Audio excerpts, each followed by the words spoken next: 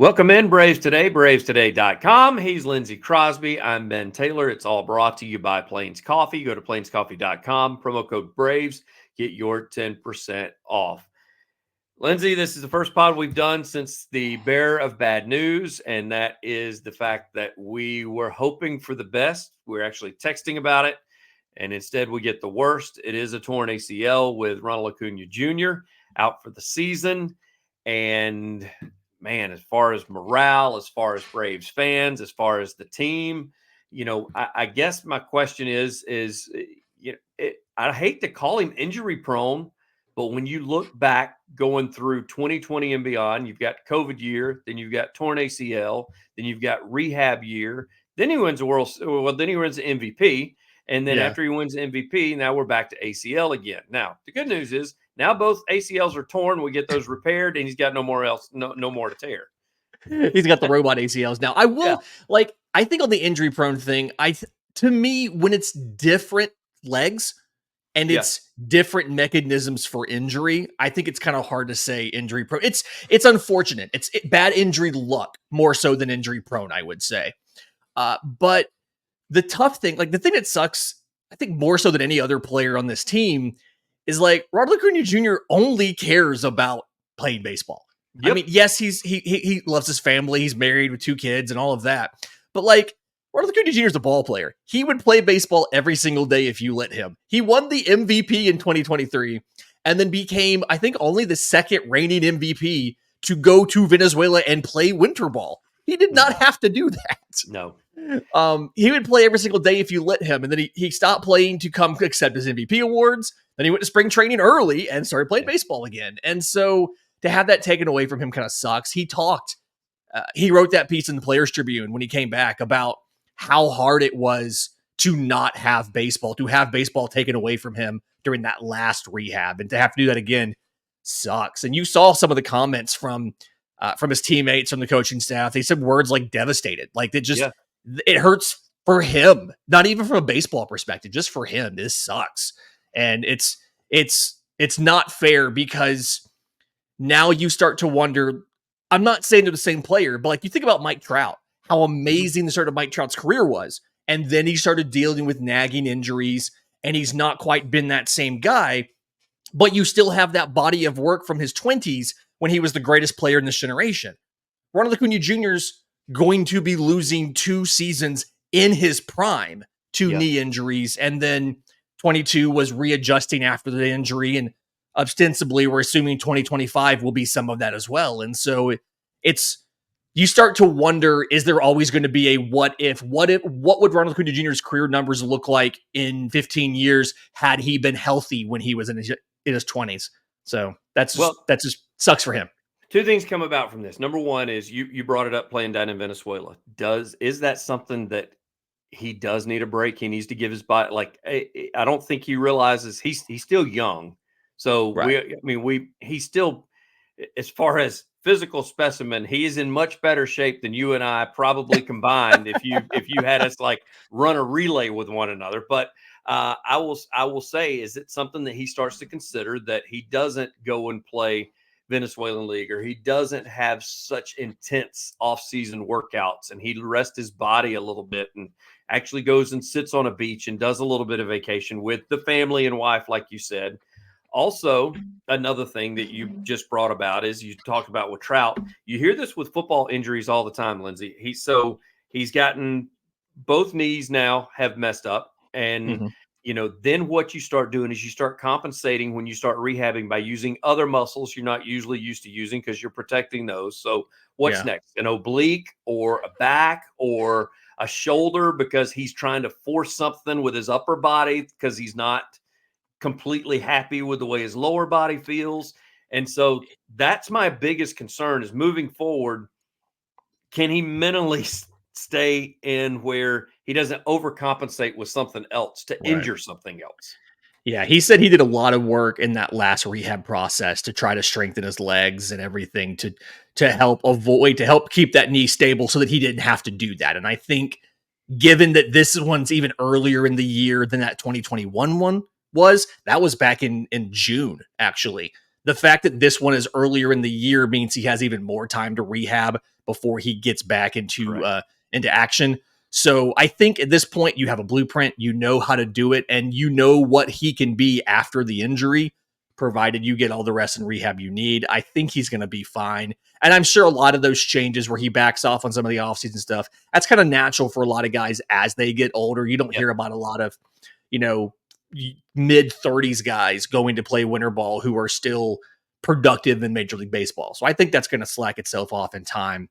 But then, obviously, you have the question of what happens to the team from a baseball perspective now. What changes for the Braves? Adam Duvall and Jared Kelenic, Brian Snitker told us before the game that they're going to be the primary corner outfielders now. You're going to play both of them every day.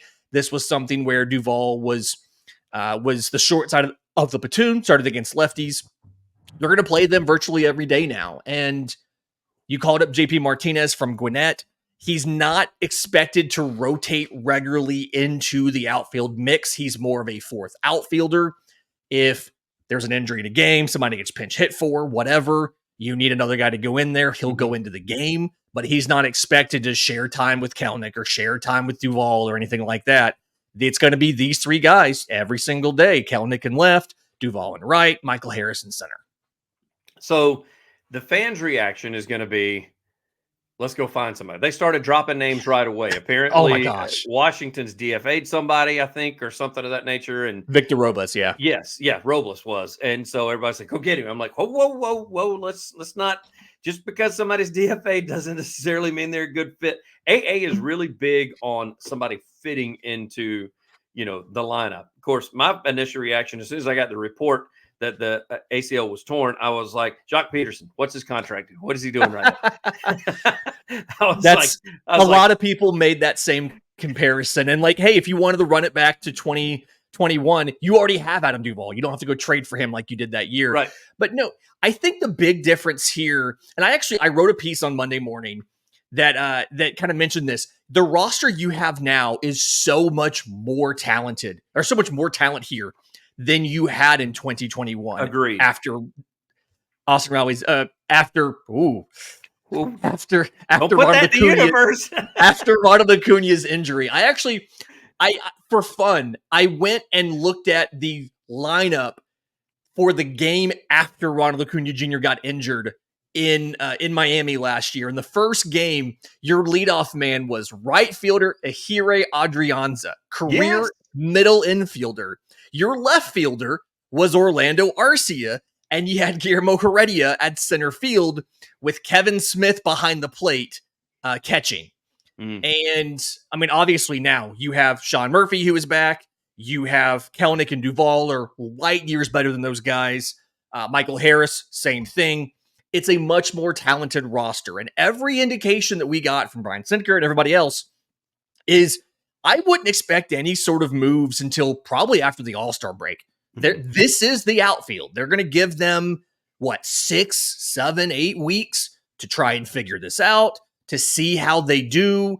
And then if you need to make some sort of move after the All-Star break, I think that's when you'll see. There's a couple reasons. One is these guys are talented. You're not playing infielders out of position like you were in 2021. But then also, because of the expanded playoffs right now, it is so much harder to find teams who are legitimately out of it and are already trading pieces away. Like the Miami Marlins traded away Luis Urias to the Padres. But right now, they're just a handful of games out of the final wild card spot. They've had a good May. I think they're 10-9 their last 19 games or something like that. But even they, who started off 5-21, they are just a couple games right now out of the final wildcard spot. And so you can't really make any sort of meaningful trades right now unless you significantly overpay.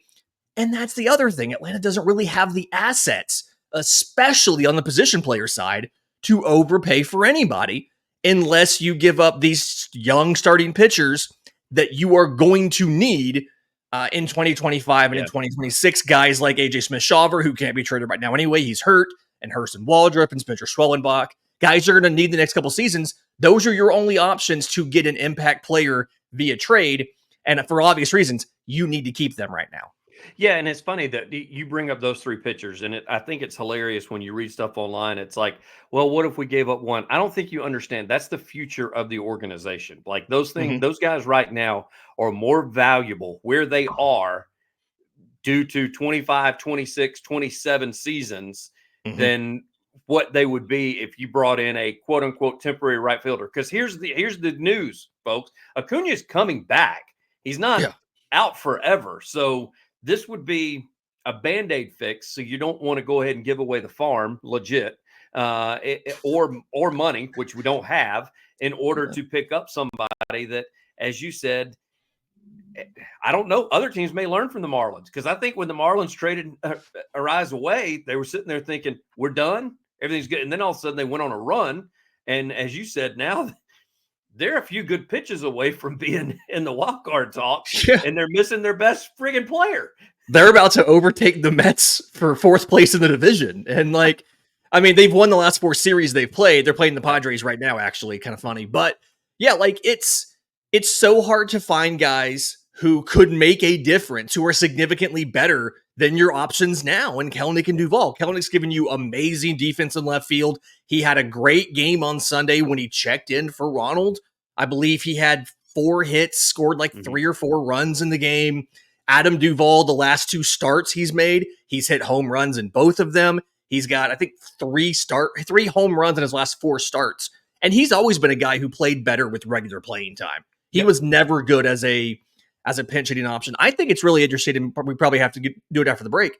I think it's interesting to kind of see how they change the bench composition after this to account for the fact that both those guys are playing every day.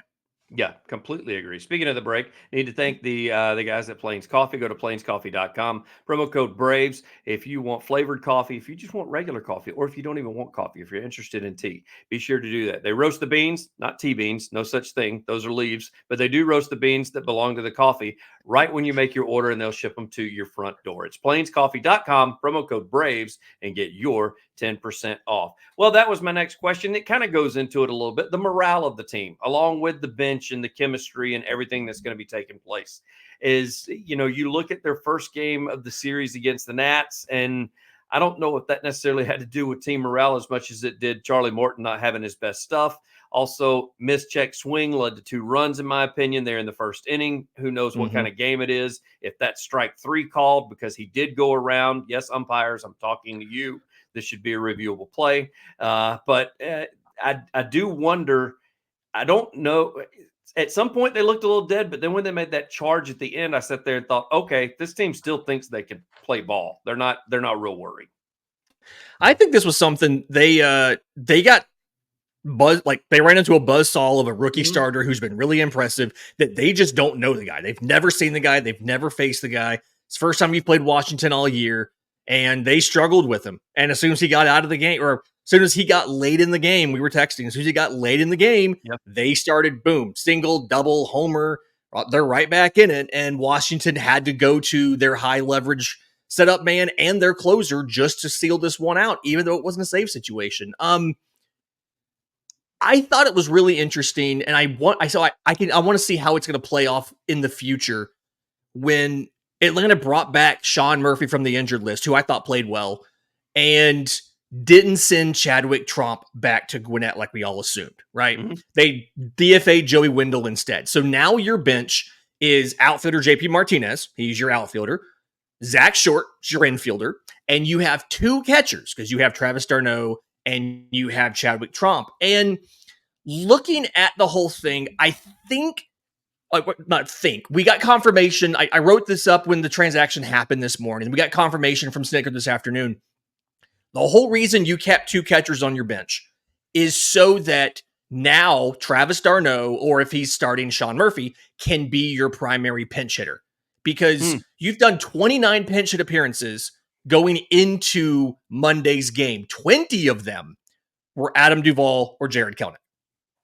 A couple of those were Travis d'Arnaud pinch hitting for Chadwick Tromp. But now you have the ability, if you need to pinch hit for someone, Kelenic, whoever it might be, Travis d'Arnaud can take that. He can go into the game, or you can turn around and put Chadwick Tromp into the game. Like whoever gets pinch hit for, you have another catcher as a backup, right? Luke Williams was your emergency catcher. He's back in Gwinnett. You have another catcher on the bench. So Travis d'Arnaud is going to get more at bats, even though he's going to have less starts, simply because he's going to be pinch hitting more often. He's going to get more at bats than he would have gotten were he just back to playing one every 3 days. But I think this is pretty much, barring some sort of injury, this is the roster you're going to see from now through the All-Star break. I mean, pitching wise, you've got some stuff to figure out. You have a TBD in this series. It's probably going to be Ray Kerr getting another start. Hopefully they'll tell him before the day of, unlike last time. He found out he was starting on the day he was starting, didn't have time to work on a routine or anything, just kind of had to get to the ballpark and find out I'm starting and just figure it out as he went along. Hopefully now he has a chance to prep for it. I think he'll do better. But pitching-wise, you'll shuffle some things around. Lineup-wise, roster-wise, this is it. This is your group of guys. Because, like we said, they're a lot more talented than they were in 2021. And now that you have Sean Murphy back, now that you have Austin Riley back, I thought Austin Riley looked good too. Now, and I wrote this up too, the offense has to carry this team. You have to get more production from Ozzie Albies, from Matt Olson, from Austin Riley. If Atlanta's season will either be made or broken by those three guys on offense, because Marcell Ozuna is carrying his load. He's doing his part. Yeah. And I don't want to ask the catchers to carry too much because it's such a physically demanding job to be behind the plate. But though that big three has to play like the big three, or else Atlanta's not going to run Philly down and is not going to progress in the postseason like you think they are, because you don't have a ton of assets to go out and get big name trade acquisitions. You've got big names on your roster. They just got to play like big names. Is Olson, is he heading out of his slump? His last 4 to 5 games, he's actually put up some decent numbers. He has missed some opportunities, but everybody missed opportunities that last series. We talked about the 3 for 21 in scoring position. So it wasn't just him that wasn't hitting the ball when there were runners at second or third or whatever combination of the two. But he, they flashed that graphic up during the game where they talked about his last 4 games. I think he's batting even right around 400 or so. And he's had a couple of bombs. So is he one of those coming out of that and maybe can give Ozuna some help? Maybe some other guys jump on board and this lineup proves to be what you and I have talked about since the beginning of the year. Because even with Acuña out, I still think they may not be the best in the National League. They're top 5 still. As far as lineup, as far as hitters are concerned, this lineup is still a top 5 lineup in the National League, in my opinion. It's still one of the deepest. I mean, Michael Harris is batting 7th, and that's a dude who batted 300 last year. Like, it's still an incredibly deep lineup. Yeah. And like you said, even without Ronald Acuña Jr., and I don't think Harris is going to bat 7th all the time. I think he's batting 7th against a lefty or against a righty. I think he'll move up in some situations. But no, I think this is still one of the more talented rosters in the National League. And it does feel like Olson's finally getting the results that match the batted balls, because he was atrocious for a while. Yeah. And then he was just hitting the crap out of stuff, but it wasn't falling. And now it feels like he's finally getting the batted ball success. He's getting the outputs that match the inputs, right? He's hitting the ball hard and it's starting to pay off. And so I think he's coming out of it. The big unknown now is going to be how much can Sean Murphy lift the offense, and what does Austin Riley do now that he's back after missing 2 weeks. He went 0 for 4 today, but if I remember right, he hit a ball hard once or twice as well. I feel like and this is kind of the sentiment they've shared, everybody's like that close to just breaking out, and there's no big changes that need to be made. Yeah, you have a bad series, Pirates pet series. We talked about how many runners in score position you didn't get there. But for the most part, like, you're really close. You're hitting the ball hard. You're having better at-bats than you were having a couple weeks ago. Like I said, I think Olson's coming out of it. The question is, when do some of the other guys join him? And is it going to be enough to make up that ground in the National League East? I told Lindsay before we started, the one thing I loved about Murphy that I saw today, he looked fresh. I hope that continues. Maybe that break was something that he needed, especially for the second half, because I think we all agree in the second half of last year, he did not look fresh. He looked super tired. That's probably another reason Lindsay mentioned 3 guys on the roster that can catch. He talked about that too. Like he said it was a lot of that was the first time he's had to deal with that Georgia heat every single day. Yeah. And he had a little nagging hamstring thing late in the year, but he also spent a month starting almost every single day when Travis d'Arnaud was out with that concussion, right? And like that probably takes a lot out of a guy. I mean, not many catchers are doing that. JT Realmuto, even he takes every fourth or fifth game off. Yeah. And Murphy started almost every single game for a month straight. And so him getting that forced break of just about 2 months right there in the middle of the season, early in the year, right before it gets hot, and then having an additional catcher you can call on if you need to, because you feel better about Chadwick Trump's defense after this step. Oh, defensively, I think he's defensively fine. He's great. Yeah, his bat bothers me, but other than that, I think defensively he is. He bat like 250. I think didn't any home runs, but he was hitting like 250 when he, by the time I thought he was going to go back down to Gwinnett. So, I think it's fine. I think the question here is just what do these guys do now? And unfortunately, that's not a really easy or super easy thing to just say they're going to do this, right? We have to see it, but you also have a little more favorable schedule. You get the Nationals for 2 series. It's that dumb 2 series in 2 weeks things. Yeah. And so you have a chance to kind of get back into the swing of things and make up some ground in the East. And hopefully that comes as soon as tomorrow. Well, and as soon as Philly starts maybe losing some ball games against some teams above 500, now that they'll start facing those guys, they'll get a little help as well. And I think so you got to play them first before you can lose them. Exactly. Completely agree. Lindsay's got all those write-ups and more at bravestoday.com. It's pretty easy to find. You can see the recaps already of what took place as far as the first game of the Washington series, and then you can see what's to come, and even recaps talking about the Sean Murphy deal, talking about some replacements for Ronald Acuña Jr., and telling everybody not to freak out because there's no need to do that right now. And no, we don't have to go trade away 3 potential starting pitchers in order to get a right fielder that's going to play a half a season. So entering Monday's game, you had like the 3rd best winning percentage in the National League. Like, despite everything that's happened, it's the 3rd best winning percentage in the National League. Like, relax. It's a long year, guys. Relax. Very well said. Lindsay, as always, I greatly appreciate your time, sir. Thanks, buddy. bravestoday.com. Find all of it there.